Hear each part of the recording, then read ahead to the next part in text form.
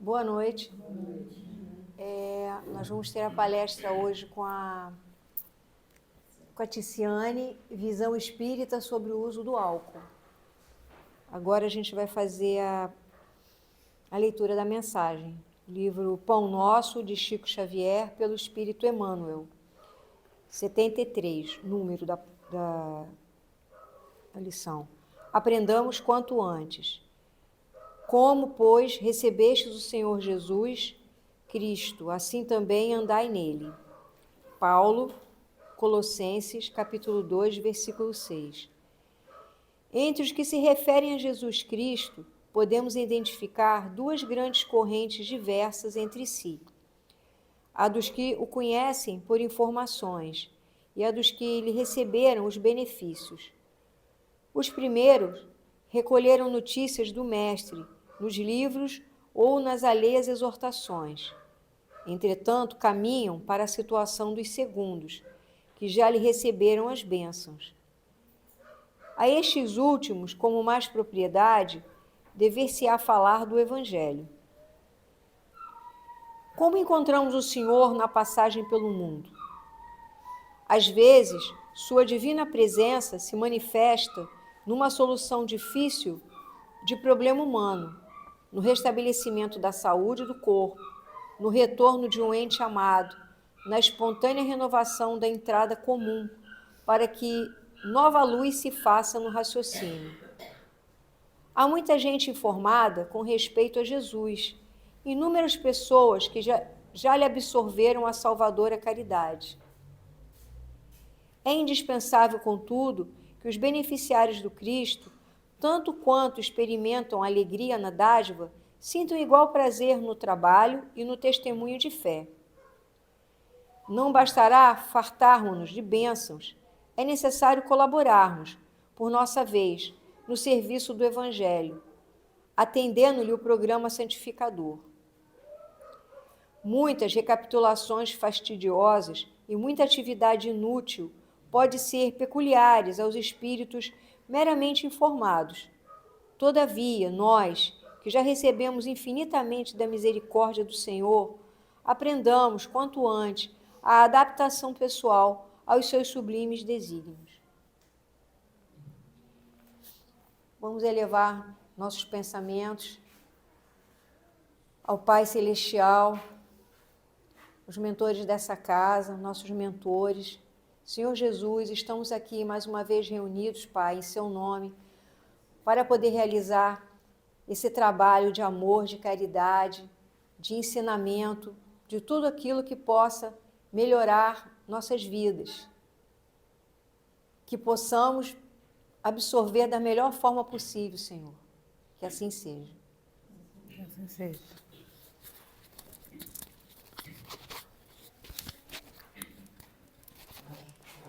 Boa noite a todos. Para quem não me conhece, está aqui pela primeira vez, sejam bem-vindos, é um prazer recebê-los. Meu nome é Ticiana, sou trabalhadora da casa e hoje eu convidei vocês para vir falar, a gente conversar e refletir sobre o uso do álcool. Por quê, né? Tira o som ali, por favor. Por que trazer esse tema? Porque o álcool é uma substância facilmente encontrada, né? Supermercado, padaria, bares, restaurantes. E por essa facilidade, alguns abusam, né? Eu não estou aqui para julgar, não estou aqui para dizer se é certo, se é errado, quem deve, quem não deve. Eu trouxe só o assunto para a gente poder refletir, né? Até que ponto vale a pena o uso, o excesso, enfim, nas nossas vidas.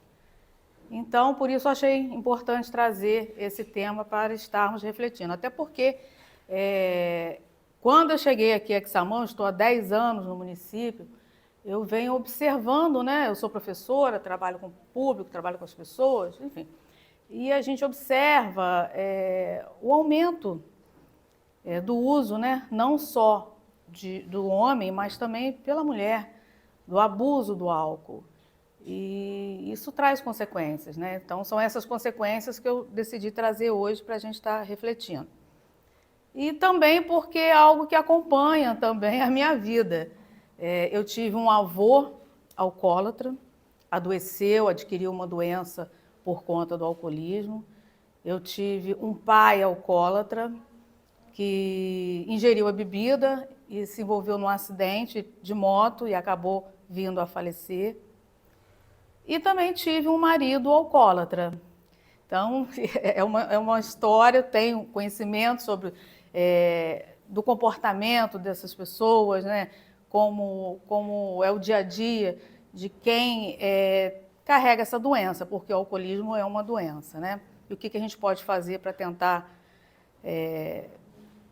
sair de uma situação para quem vive no alcoolismo. E aquele que não vive, tentar se afastar, né? Porque aquilo que não é bom, né? Aquilo que é chamado de droga, não pode ser algo bom para nós, né? Então, vamos seguir aqui. Eu vou tirar o óculos que eu leio. Por que não está indo aqui? Ah, foi. Bom, então, eu acredito que todas vocês, todos que estão aqui, devam entender que o álcool é uma droga, certo? Ou tem alguém que tem dúvida sobre isso? Droga não é só a cocaína, só a heroína, só a maconha. O álcool é droga. O cigarro é droga, né? Então, aí eu fui buscar o significado de droga. O que é droga? O que o dicionário traz para a gente dessa palavra, né? O que é realmente essa palavra droga?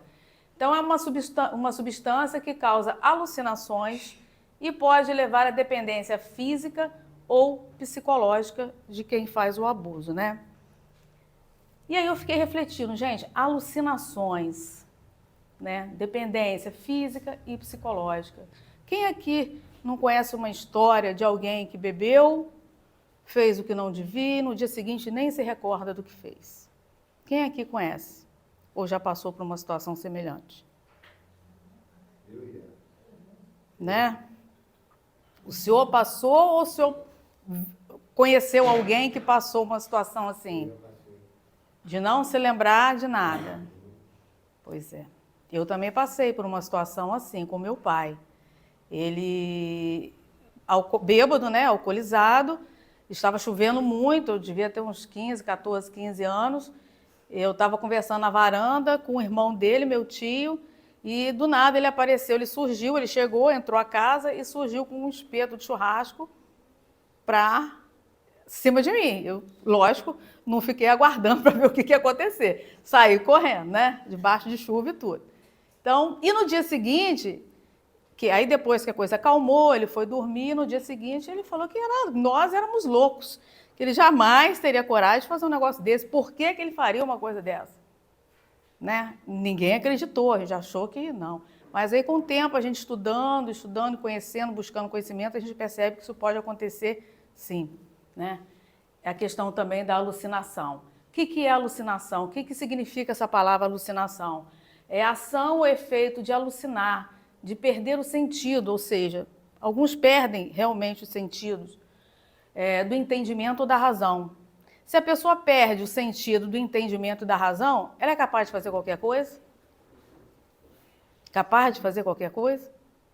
Será que isso explicaria, de repente, um momento, né, de uma briga, de uma ira, e a pessoa totalmente alcoolizada, ela não seria capaz de tirar uma vida de uma outra pessoa?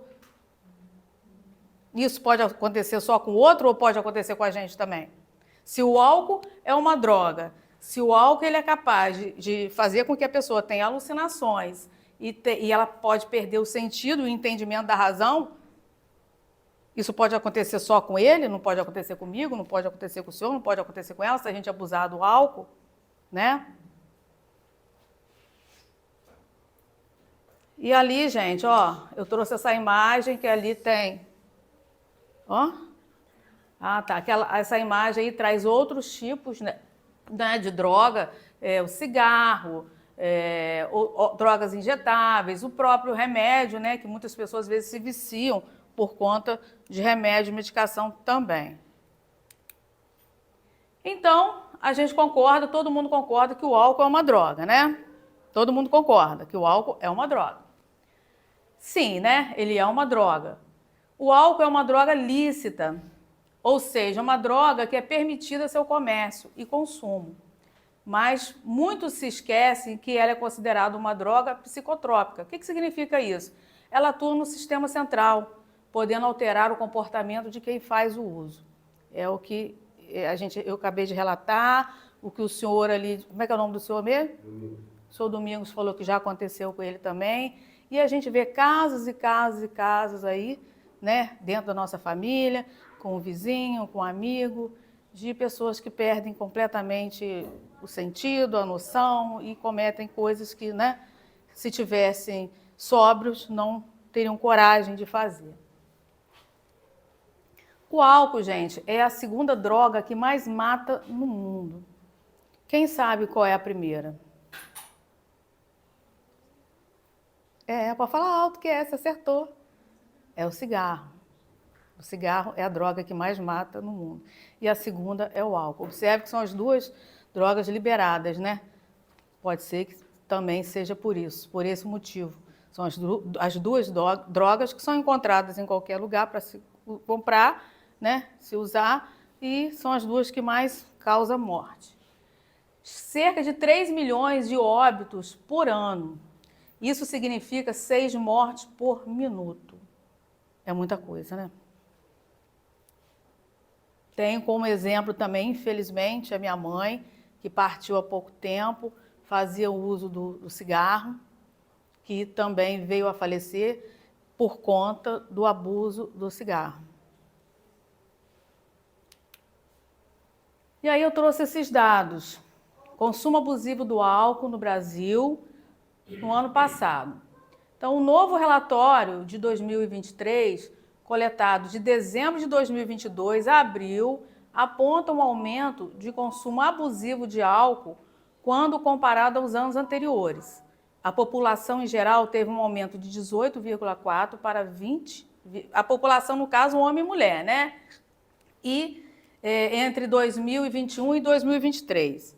Aqui, ó, esse gráfico mostra, a imagem está um pouco embaçada, mas eu vou mostrar para vocês aqui, ó. Essa partezinha aqui, esse ano aqui, 2010, 2021, 2023.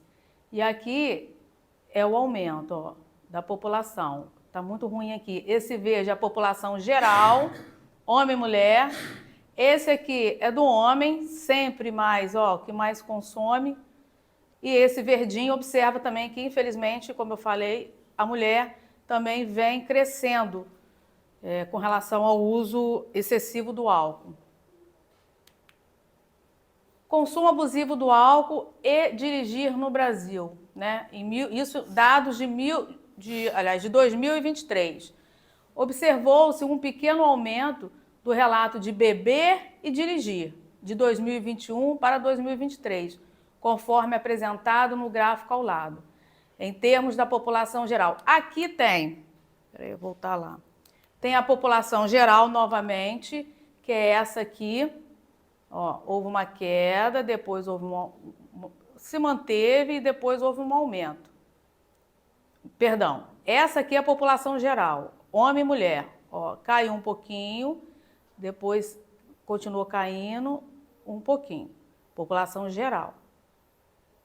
Aqui já aumentou, né? 56, eu estou enxergando, estou sem óculos, é 56, 54, caiu um pouquinho, aqui já aumentou. Esses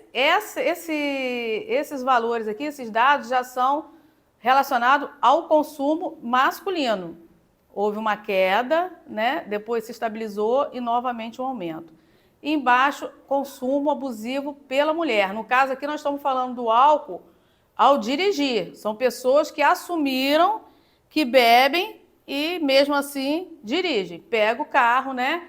Sozinhos ou com famílias, enfim. E aqui também tem um aumento, ó, da mulher, tá? Do uso do álcool, mesmo dirigindo. Aí a gente pensou, aí quando eu peguei esses dados, falei, gente, mas e a lei seca, né? A lei seca veio para favorecer, foi positivo, há tantas campanhas, né? Enfim. Porém, esses dados são um sinal de alerta que evidenciavam poucas mudanças em relação ao comportamento de beber e dirigir da população ao longo dos 15 anos da lei seca. Ainda que tenha sido observada uma redução importante dos óbitos em acidentes de trânsito atribuídos ao álcool de 2010 e 2021, essa estabilidade do relato de beber e dirigir salienta o íngreme processo de educação da população acerca da incompatibilidade entre beber e dirigir. Ou seja, gente, ainda estamos caminhando, né? Temos ainda que ter e fazer com que as pessoas tenham essa consciência, né, do beber e dirigir, o quanto isso pode matar a pessoa, né, que está ali se colocando em risco e também tirar a vida do próximo, né?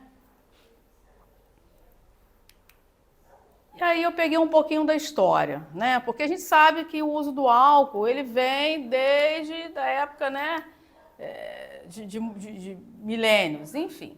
Então, um pouquinho da história. Acredita-se que a bebida alcoólica teve origem na pré-história, mais precisamente durante o período neolítico, quando houve a aparição da agricultura e a invenção da cerâmica, a partir de um processo de fermentação natural ocorrido aproximadamente há 10 mil anos. O ser humano passou a consumir e a distribuir diferentes significados ao uso do álcool. Os celtas, gregos, romanos, egípcios, babilônios registraram, de alguma forma, o consumo e a produção da bebida. Então, essa aqui é uma pintura de Baco,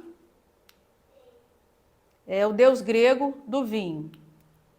Então, a bebida, ela passou a ter sentido, no início, a história diz que era consumida, era usada como remédio, né? Eu imagino mesmo, a pessoa bebia, né, estava sentindo dor, aliviava, né? Porque o álcool, de certa forma, anestesia, né? É uma droga. Então, depois passou-se, com o comércio, as grandes navegações, passou-se a distribuir o álcool, né, vender, negociar para todo o planeta, para todo mundo na época, né? Na época. E aí passou-se a consumir e utilizar a bebida em momentos o quê? De festividade, que é o que acontece até hoje, né? Se a gente faz um evento em casa, tem álcool. Se a gente vai a alguma festa na rua ou qualquer lugar, tem o álcool para oferecer. Toda festa é servida, né, com o álcool, ou a maioria, pelo menos.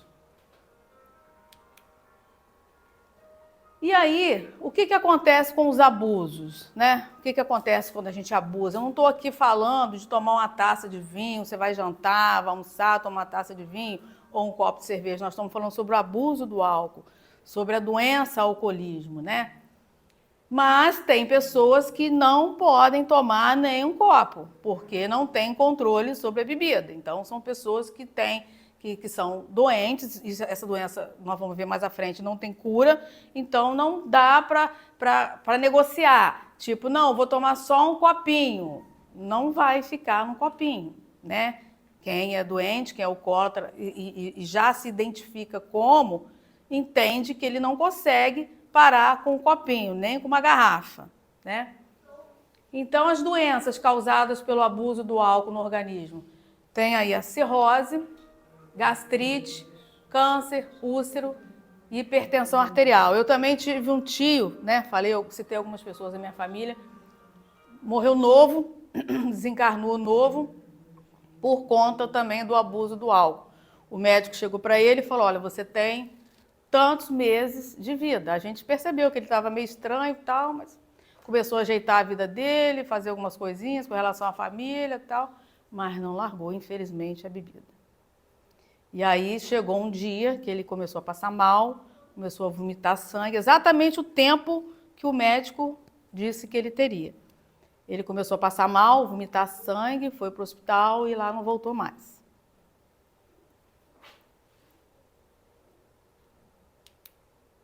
Sinais de dependência química, gente. Como é que a pessoa identifica que ela é dependente? Isso é difícil, isso não é fácil. Isso é difícil. Eu descobri que meu marido, na época, era alcoólatra quando eu estava fazendo faculdade, meu grupo precisou apresentar um trabalho que falava sobre a droga, sobre drogas lícitas, e aí dos nossos, né, dos componentes do grupo, conhecia uma pessoa que frequentava o AA, falou, vou convidar para falar, para representar, né, o nosso grupo e está dando a palavra. Falei, beleza, vamos convidá-lo. E quando ele começou a falar o que ele passava, o que ele sentia, como era, e aí eu identifiquei que eu tinha em casa um alcoólatra, porque nem eu sabia. Porque a gente carrega uma noção de que alcoólatra é aquele que bebe todo dia. Na verdade, não é assim. Alcoólatra é aquele que não sabe parar. É aquele que toma um copo e não consegue parar. Ele pode ficar 10 anos sem beber. A hora que ele tomar o primeiro copo, ele vai até ele cair. E aí vai embora. Para ele novamente conseguir se estabilizar, é uma luta muito grande com ele mesmo, porque, né, quem convive dá o apoio, mas é uma luta solitária. Eu penso dessa forma, né? É lógico que a gente tem como eles têm toda a pessoa doente, tem aonde recorrer, aonde buscar ajuda, nós vamos ver aí, mas a pessoa tem que ter força para poder querer, tem que querer largar. Não adianta a gente chegar e falar, você tem, não, a pessoa tem que querer. Por isso que eu acredito que é uma força interna, é pessoal, é solitária, é uma luta da pessoa com o vício mesmo. Então, sinais de dependência química. Segundo o CID, que é F10, que é o Código Internacional de Doenças, há certos critérios para se realizar um diagnóstico de dependência,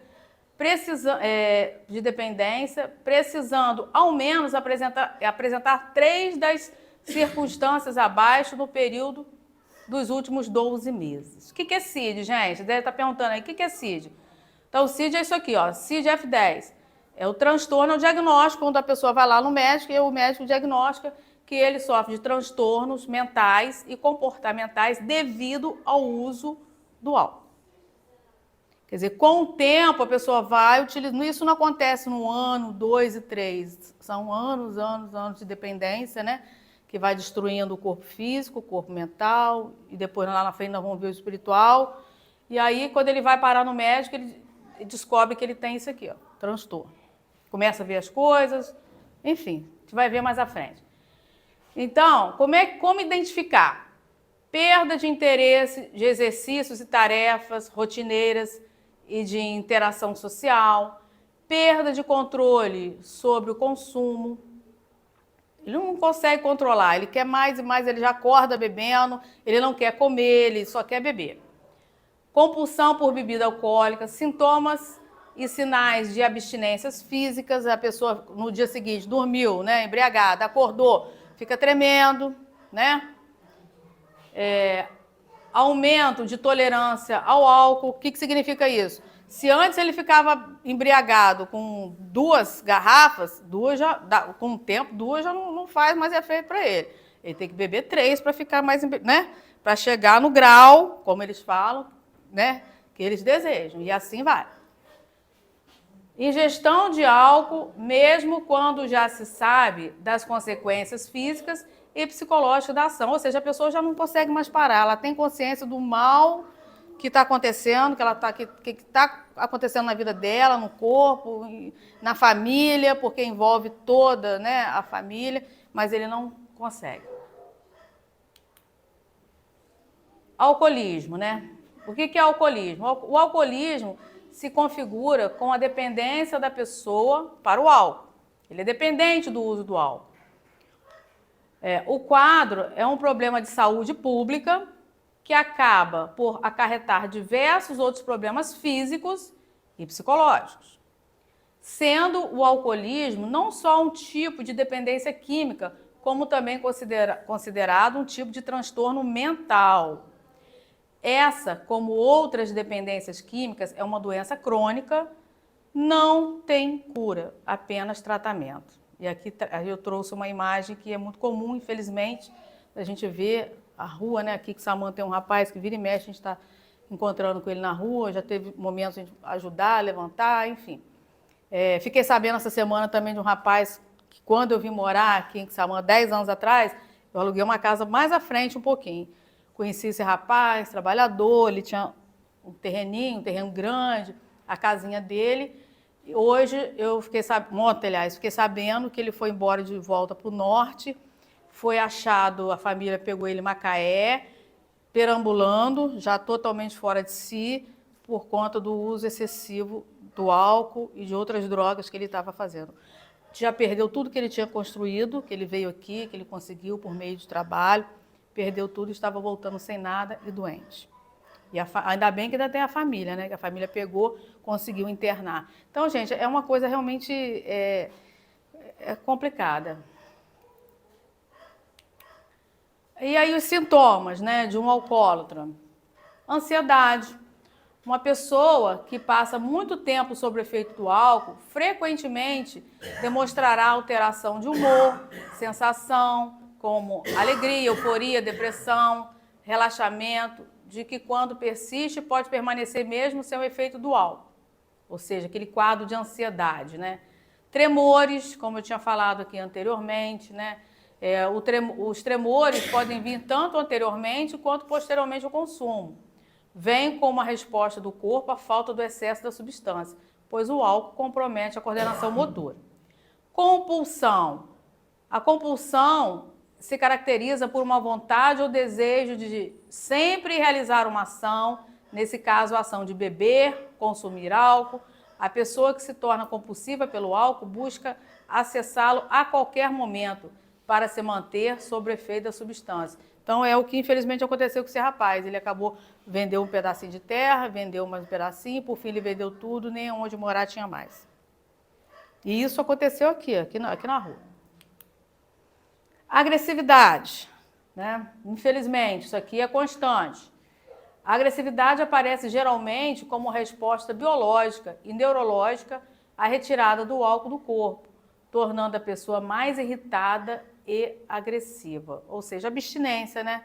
Quando ela fica sem o álcool, ela se torna agressiva por conta da abstinência. Má alimentação. Por vezes, o desejo de consumo de uma bebida alcoólica é tão grande que pode diminuir a vontade de comer, podendo gerar distúrbios alimentares. Às vezes a gente encontra pessoas na rua pedindo, né, dinheiro, e aí sempre tem um que fala, isso aí que é para beber. É isso, infelizmente é isso. Eles substituem um prato de comida por uma garrafa de bebida. E aí agora vamos para a visão espírita diante desse quadro, né, que a gente acabou de ver aí. O que a visão espírita fala sobre isso? Quem são esses viciados? Quem são essas pessoas, né? São almas imperfeitas, que se comportam segundo o seu grau de evolução e que têm dificuldade de compreensão e discernimento das coisas, prejudicando o seu próprio organismo e maculando sua existência. Quais são as causas, né? No Livro dos Espíritos, das Leis Morais, mediante a organização que nos deu, tem a perguntinha, né? Mediante a organização que nos deu, não traçou a natureza o limite das nossas necessidades? E aí o Espírito responde, sim, mas o homem é insaciável. A natureza traçou o limite de suas necessidades na sua organização, mas os vícios alteraram a sua constituição e criaram para ele necessidades artificiais. Ou seja, o homem busca, né? Sem necessidade, porque na verdade a gente não precisa. A gente precisa do álcool para estar feliz. A gente precisa do álcool para estar numa festa. A gente pode perfeitamente estar numa festa, sorrir, brincar, estar alegre, sem ingerir a bebida alcoólica, né? Por que se embriagar? Por que se drogar para se sentir feliz? Então, isso é um comportamento de espíritos ainda imperfeitos, que necessitam de conhecimento, né? Para tentar sair dessa. E as causas? Vamos continuar aqui nas causas.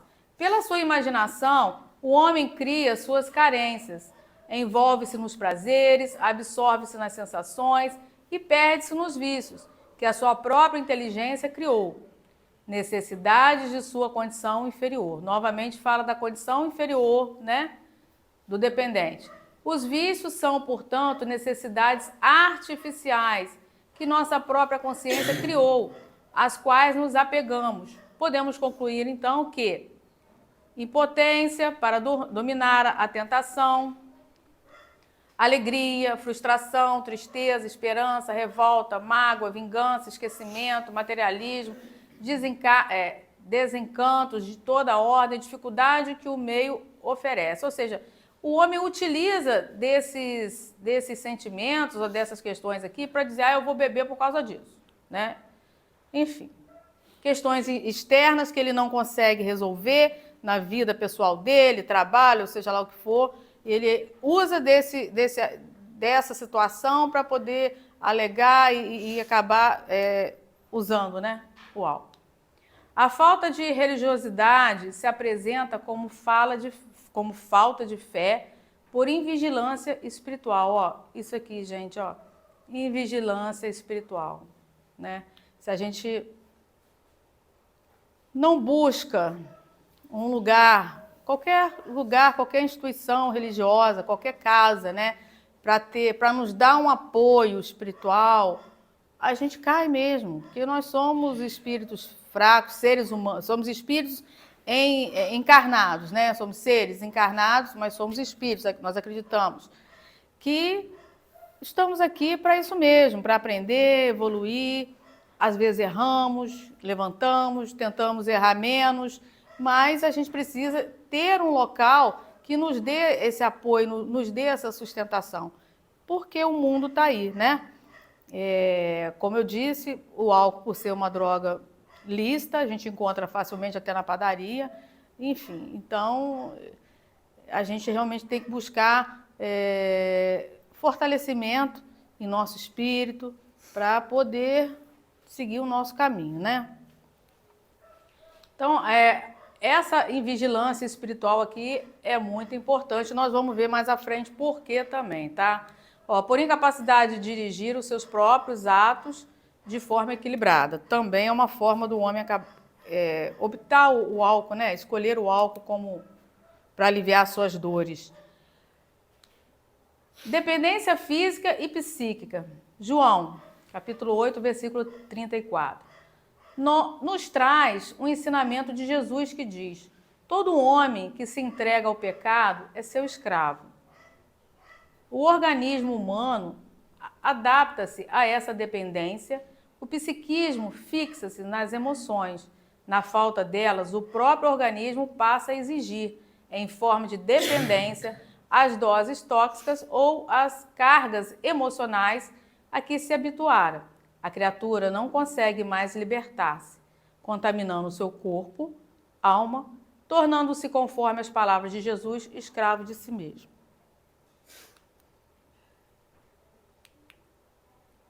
Tendências reencarnatórias. O perispírito registra, gente, certos reflexos ou impregnações magnéticas pelas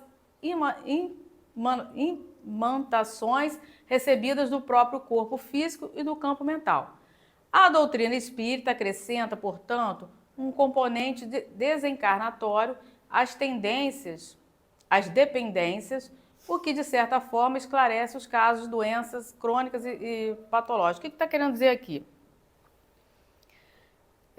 Aqui tem pessoas que não são espíritas, né? Tem alguns que estão vindo pela primeira vez, então talvez não vai entender muito bem, mas nós acreditamos que nós somos seres, somos espíritos e estamos encarnados, né? E quando nós desencarnarmos, nós vamos voltar para o plano espiritual, que é a nossa verdadeira casa, em espírito.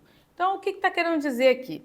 E a gente acredita em reencarnação, a gente acredita que quando a gente desencarna, a gente passa um tempo, a gente não sabe exatamente quando, né? Porque a gente não tem todas as respostas, mas quando é necessário, retornamos à Terra, ou outro planeta, para poder cumprir ou passar aquilo que a gente necessita ainda passar e cumprir, tá?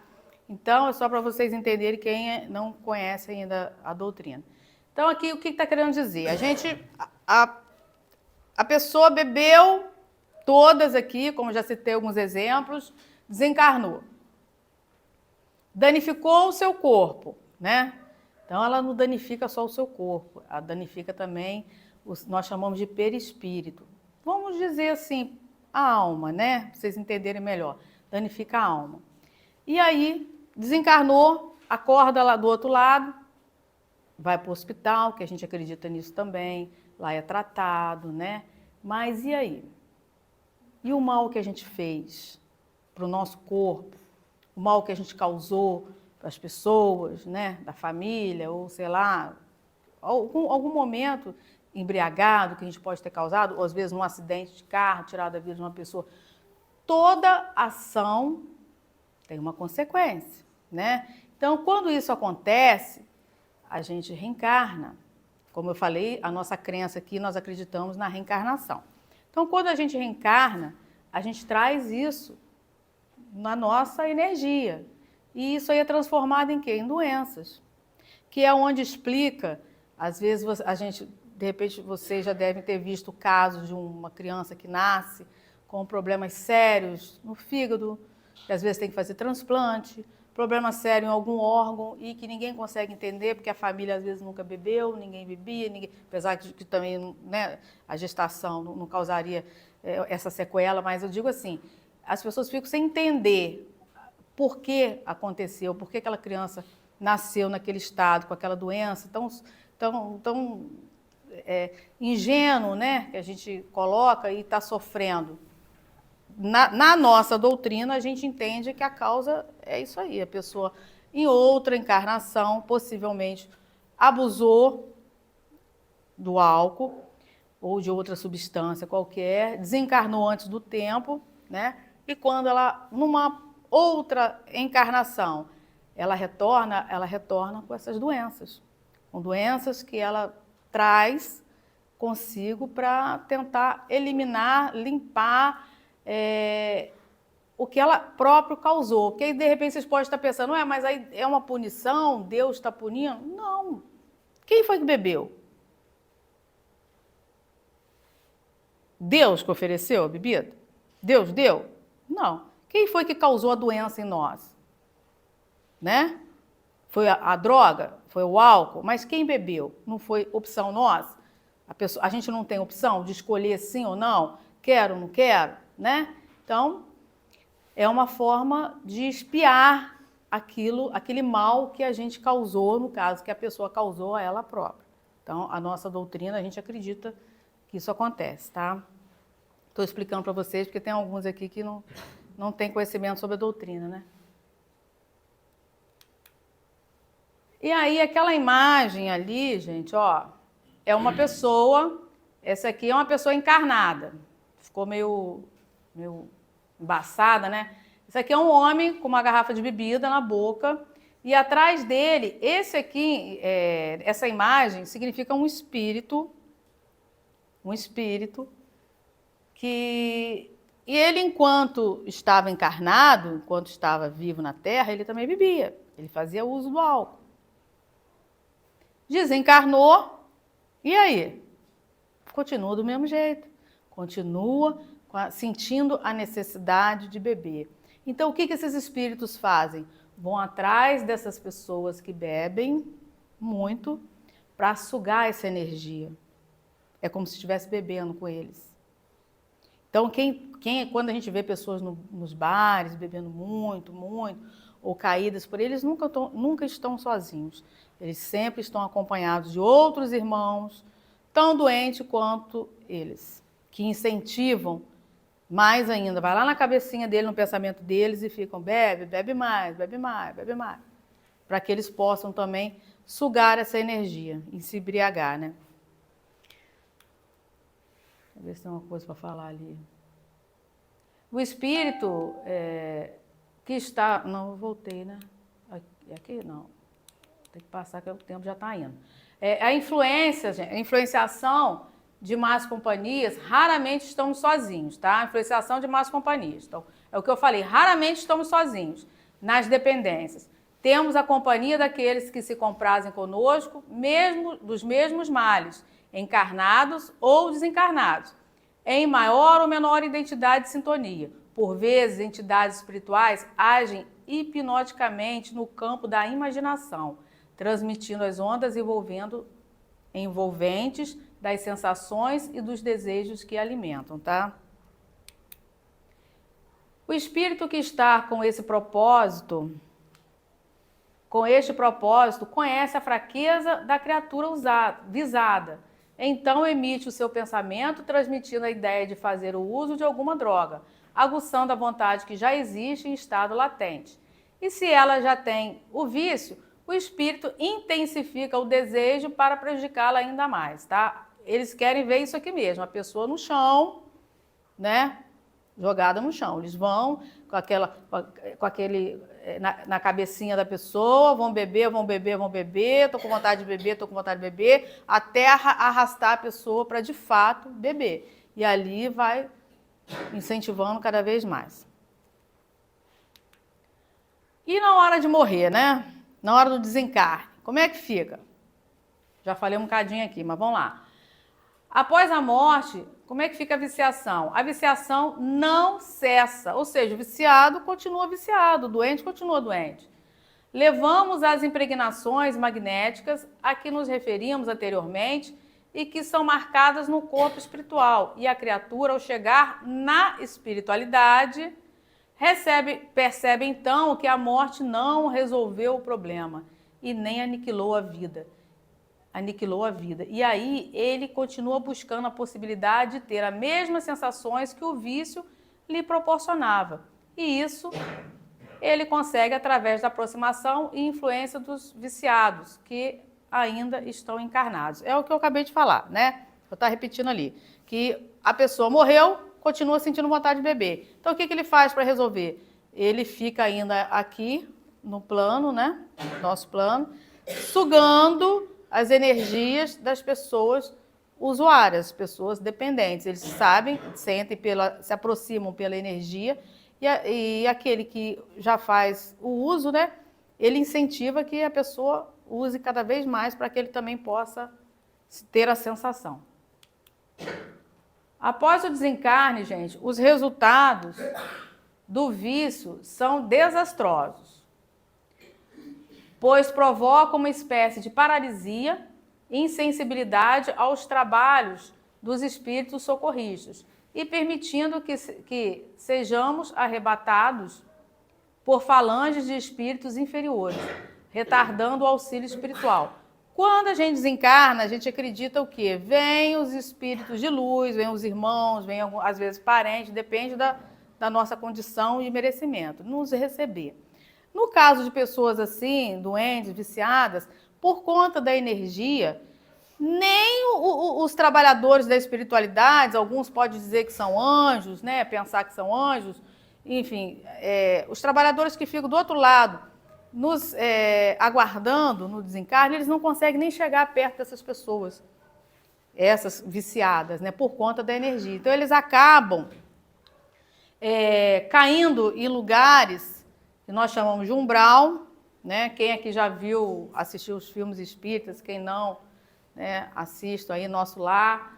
E aí fica difícil até para eles serem socorridos, gente. O sofrimento continua, porque eles se deparam do outro lado, vê que continua com os mesmos problemas, não morreu, não tem descanso eterno. A nossa crença não acredita, respeitamos as demais, mas a nossa crença não acredita nessa coisa. Morri, vou descansar. Descansa nada. Continua o trabalho do lado de lá.